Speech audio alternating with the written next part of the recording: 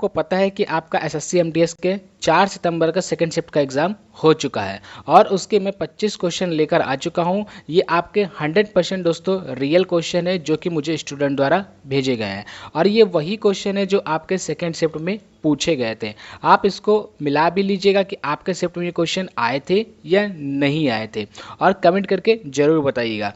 तो वीडियो में आगे बढ़ने से पहले चैनल को सब्सक्राइब कर लीजिए और वीडियो को लाइक कर दीजिए ताकि आपको एसएससी एमटीएस की पलपेल की अपडेट मिलती रहे।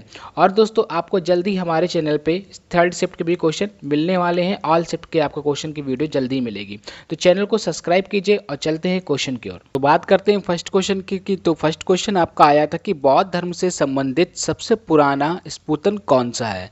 तो जो सबसे पुराना स्पुतन है वो है आपका सांची का महान स्पुतन। तो ये आपका करेक्ट आंसर हो जाएगा। और बात करते हैं कि इसकी स्थापना किसने करवाई थी, यानी इसको बनवाया किसने था। तो इसको बनवाया था सम्राट अशोक महान ने। सम्राट अशोक महान ने इसकी तीसरी साती ईश पूर्व ये बनवाया था। तो ये भी आपको फैक्ट ध्यान में रखना है। बात करते हैं नेक्स्ट क्वेश्चन की। तो नेक्स्ट क्वेश्चन आपका पूछा गया था कि पंडित रविशंकर कौन सा वाद्य यंत्र बजाते थे। तो पंडित रविशंकर एक भारतीय सितार वादक थे और वो संगीतकार भी थे। तो ये फैक्ट आपको ध्यान में रखना है। तो वो कौन सा वाद्य यंत्र बजाते थे, तो वो बजाते थे सितार वादक। तो सितार बजाते थे, तो सितार वादक आपका करेक्ट आंसर होगा।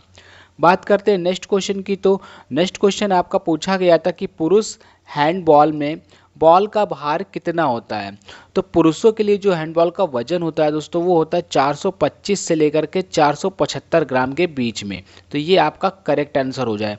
बात करते हैं महिलाओं की। तो महिलाओं के जो गेंद के बॉल का हैंडबॉल का जो वजन होता है वो पहले वजन जो होता है वो होता है 325 से लेकर के 375 ग्राम तक होता है। तो ये भी फैक्ट आपको ध्यान में रखना है क्योंकि ऐसा भी क्वेश्चन आपसे पूछा जा सकता है। और गेंद की परिधि की बात करें तो गेंद की जो परिधि होती है वो 54 से लेकर के 56 मीटर तक सेंटीमीटर तक होती है। और इस खेल में मैच का या खेलने का समय जो होता है, ये मैच का खेलने का जो समय तय किया गया है वो 30 मिनट होता है।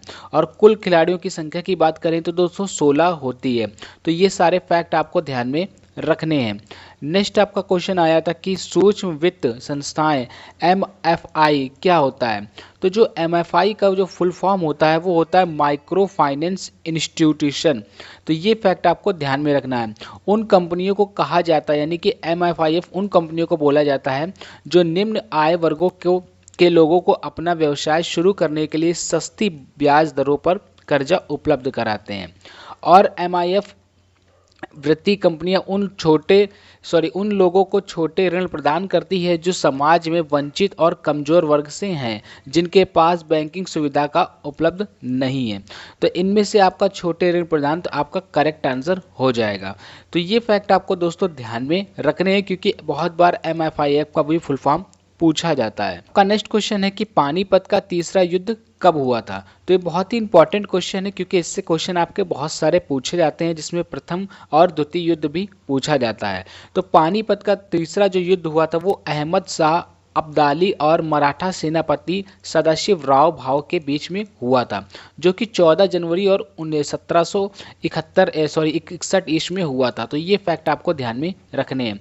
तो आपका जो राइट आंसर हो जाएगा वो हो जाएगा 14 जनवरी 1761 आपका राइट आंसर होगा।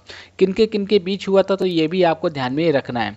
बात करते हैं पानीपत का जो प्रथम युद्ध हुआ था वो 21 अप्रैल 1526 ईस्वी में हुआ था और जो कि बाबर और इब्राहिम लोदी के बीच में हुआ था और इस युद्ध में बाबर की जीत हुई थी। तो ये सारे फैक्ट आपको दोस्तों ध्यान में रखने हैं। और बात करते हैं कि पानीपत का द्वितीय विश्व युद्ध कब हुआ था। तो 5 नवंबर 1556 ईस्वी में हुआ था और ये बैरम खां जो अकबर का सेनापति था और हेमू जो हकीम शाह सूरी का सेनापति था, इन दोनों के बीच में हुआ था और इसमें अकबर की जीत हुई थी, यानी कि बैरम खां की जीत हो गई थी। तो ये आपको फैक्ट ध्यान में रखने हैं। आने वाले सेटों में आपके यहाँ से भी क्वेश्चन पूछे जाएंगे। नेक्स्ट आपका पूछा गया था कि अफगानिस्तान के आधिकारिक भाषा क्या है। तो दारी और पश्तो आपकी राइट आंसर होगा। दारी और पश्तो इसके आधिकारिक भाषा है। नेक्स्ट आपका पूछा गया था कि आवर्त सारणी के समूह एक में कौन सा तत्व जो वायु के संपर्क में आने पर धूमित हो जाता है। तो बात करते हैं कि आवर्त सारणी के समूह एक में जो तत्व हैं तो 4 धातु हैं जिनमें hydrogen, helium, sodium, potassium, rubidium, सीडियम और फ्रेंशियम, ये सारे तत्व हैं। और बात करते हैं कि जो धूमित हो जाता है तो सोडियम जो है दोस्तों, इसका परमाणु क्रमांक क्या होता है, 11 होता है और इसका परमाणु भार 23 होता है, तो ये आपको ध्यान में रखना है। और पोटेशियम जो होता है के, उसका परमाणु क्रमांक 19 होता है, इसका परमाणु भार 39 होता है, तो ये सारे फैक्ट आपको ध्यान में रखने हैं। जो पानी के साथ बहुत तीव्रता से प्रक्रिया करते हैं और हवा में आसानी से धूमित हो जाते हैं, तो यहाँ पे आपका सोडियम आपके ऑप्शन में दिया था, तो सोडियम आपका यहाँ पे करेक्ट आंसर हो जाएगा। बात करते हैं नेक्स्ट क्वेश्चन की, तो नेक्स्ट क्वेश्चन आपका पूछा गया था कि गुआ और नोआ मुंडी लॉ एक्स में खनन के लिए प्रसिद्ध और या किस राज्य में स्थित है।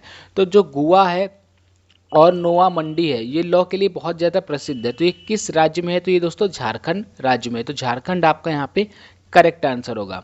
नेक्स्ट क्वेश्चन आपका आया था कि भारत ने किस देश को हराकर महिला जूनियर हॉकी एशिया कप 2023 का खिताब जीता है। तो जिसका खिताब जीता है, तो भारत ने दक्षिण कोरिया को 2-1 से हराकर पहली बार महिला जूनियर हॉकी एशिया कप का खिताब जीता है, तो दक्षिण कोरिया यहाँ पे आपका करेक्ट आंसर हो जाएगा। ऐसा क्वेश्चन आपसे पूछा जा सकता है कि कितने से हराया है, तो 2-1 से हराया है। और बात करते हैं नेक्स्ट की, तो आयोजन जो हुआ दोस्तों, जापान के काका हिमागारा ने पुरुष जूनियर एशिया कप 2023 फाइनल में भारत ने पाकिस्तान को 2-1 से मात देकर जीता है, तो ये भी फैक्ट आपको ध्यान में रखना है। नेक्स्ट आपका क्वेश्चन पूछा गया था कि भारत ने दोनों सदनों का चुनाव कौन करवाता है। तो दोनों सदनों का चुनाव कौन करवाता है, तो बात करते हैं कि भारतीय चुनाव आयोग की जो स्थापना हुई थी वो 25 जनवरी 1950 को की गई थी, तो ये आपको ध्यान में रखना है। और यह देश के लोकसभा, राज्यसभा, राज्य विधानसभाओं, राष्ट्रपति और उपराष्ट्रपति के चुनाव का संचालन करता है, तो ये भी फैक्ट आपको ध्यान में रखना है। और भारतीय संविधान का भाग जो आपका 21वीं है, अनुच्छेद 324 से लेकर के 329 ये चुनाव से संबंधित है, तो ये सारे फैक्ट आपको ध्यान में रखने हैं। और जो बात करते हैं, आपका क्वेश्चन में पूछा गया था कि भारत के दोनों सदनों का चुनाव कौन करवाता है, तो ये आपका निर्वाचन आयोग करवाता है, तो आपका निर्वाचन आयोग यहाँ पे करेक्ट आंसर होगा, ये आपको ध्यान में रखना है। बात करते हैं नेक्स्ट क्वेश्चन की, तो नेक्स्ट क्वेश्चन आपका पूछा गया था कि बुद्ध पूर्णिमा हिंदू कैलेंडर के अनुसार किस महीने में मनाया जाता है। तो हिंदू कैलेंडर के अनुसार वैशाख माह की पहली पूर्णिमा को भगवान गौतम बुद्ध का जन्मदिन मनाया जाता है, तो वैशाख माह आपका यहाँ पे करेक्ट आंसर हो जाएगा। नेक्स्ट आपका आया था कि गोविंद सागर झील या भांखड़ा नांगल परियोजना किस राज्य से संबंधित है। तो ये हिमाचल प्रदेश से संबंधित है, तो हिमाचल प्रदेश आपका यहाँ पे करेक्ट आंसर हो जाएगा। और बात करते हैं जो भाखड़ा नागल परियोजना जो है वो सतलुज नदी पर स्थित भारत की सबसे बड़ी और बहुउद्देशीय नदी की घाटी की परियोजना है, तो ये भी आपको ध्यान में रखना है। और बात करते हैं इसकी लंबाई की, यानी कि ऊंचाई की, तो भाखड़ा बांध जो है वो 226 मीटर ऊंचा है और यह भारत का सबसे ऊंचा गुरुत्वाकर्षण बांध है, और इस बांध द्वारा बनाए गए जलाशय को गोविंद सागर कहा जाता है, तो ये आपको फैक्ट ध्यान में रखना है। और बात करते हैं, ये भी आपका क्वेश्चन बहुत ज़्यादा पूछा जाता है कि भारत का सबसे लंबा बांध कौन सा है, तो हीराकुंड भारत का सबसे लंबा बांध है, तो ये फैक्ट आपको दोस्तों ध्यान में रखने हैं। नेक्स्ट आपका पूछा गया था कि अनटचेबल पुस्तक के लेखक कौन है। तो अनटचेबल पुस्तक के जो लेखक हैं वो मुल्क राज आनंद जी हैं, तो मुल्क राज आनंद आपका यहाँ पे करेक्ट आंसर होगा। और ये प्रकाशित कब हुई थी, बात करते हैं तो ये 1935 में प्रकाशित हुई थी, इनका पहला ये उपन्यास था। और इनके और भी उपन्यास हैं, जो कुली जो 1936 को, और two wheel wish and band ये 1937 को प्रकाशित हुई थी। और इनको साहित्य अकादमी पुरस्कार भी 1971 में मिला था, और पद्म भूषण इनको मिला था 1968 में, और अंतर्राष्ट्रीय शांति पुरस्कार 1953 में मिला था, तो ये सारे फैक्ट आपको ध्यान में रखने हैं दोस्तों। नेक्स्ट आपका क्वेश्चन आया था कि दोस्तों ये बहुत ही अच्छा क्वेश्चन आया था कि स्वास्थ्य प्रतीक्षा प्रणाली, कम प्रकाश में देखने की क्षमता और स्वच्छ त्वचा के लिए कौन सा विटामिन आवश्यक है, तो विटामिन ए आपका करेक्ट आंसर होगा। नेक्स्ट आपका पूछा गया था कि 2022 में किस कुचिपुड़ी नृत्यांगना को पद्मश्री अवार्ड से सम्मानित किया गया था? तो पद्मा रेड्डी जी को सम्मानित किया गया था। तो यहाँ पे आपका पद्मा रेड्डी करेक्ट आंसर होगा। यह सम्मान पाने वाली वह तेलंगाना की पहली व्यक्ति थी। तो ये भी आपको ध्यान में रखना है, क्योंकि बहुत बार ऐसा क्वेश्चन पूछा जाता है कि सम्मान पाने वाली पहली तेलंगाना की महिला कौन थी, तो वो पद्मा रेड्डी जी थी कुचिपुड़ी नृत्य में।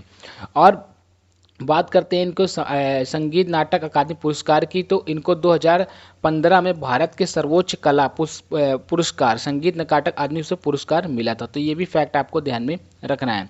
नेक्स्ट आपका आया था कि शंभू महाराज का संबंध कथक से किस घराने से है? तो जो शंभू महाराज का है वो लखनऊ घराने से है। दोस्तों ये सबसे ज़्यादा इंपॉर्टेंट क्वेश्चन है और ये एसएससी के काफ़ी सारे सेक्टर्स में देखने को मिलता है। फिर वो आपका एमटीएस हो, सीएचएसएल हो या जीडी हो, ये क्वेश्चन सबसे ज़्यादा पूछा जाता है और आने वाले सेट में ये रिविज़न भी होगा। हो सकता है कि आपके रिपीट भी हो जाए, रिपीट भी होगा, तो इसलिए आप उस क्वेश्चन को हाईलाइट कर लीजिएगा। और बात करते हैं कि ये बिरजू महाराज के चाचा थे।